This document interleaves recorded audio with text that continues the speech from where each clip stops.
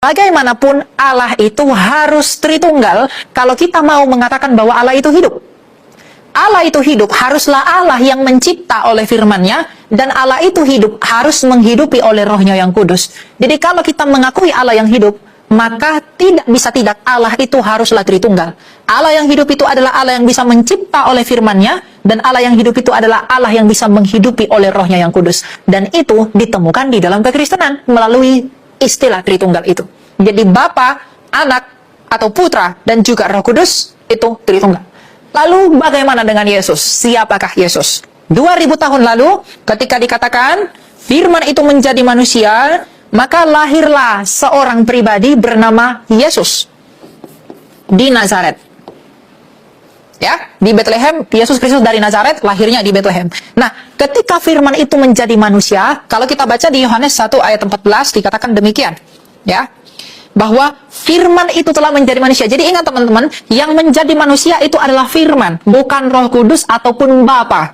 Tapi yang menjadi manusia adalah firman. Firman itu telah menjadi manusia, lalu dan tinggal di antara kita, dan kita telah melihat kemuliaannya, yaitu kemuliaan sebagai anak tunggal Bapa, penuh anugerah dan kebenaran. Jadi, firman ini di dalam Injil Yohanes disebut dengan istilah anak tunggal Bapa.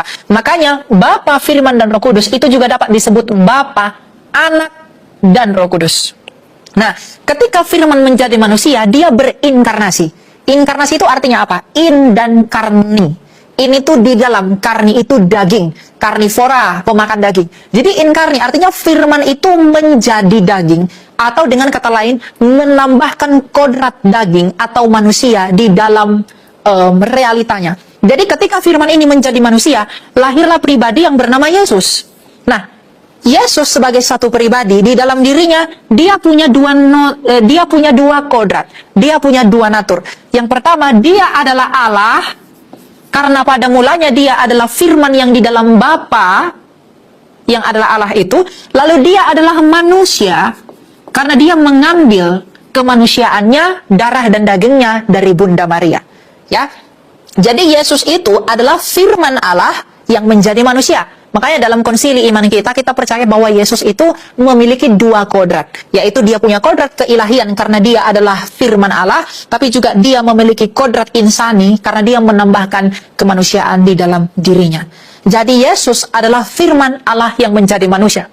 Namun di sisi lain, mengapa kita menyembah Yesus? Jawabannya simple.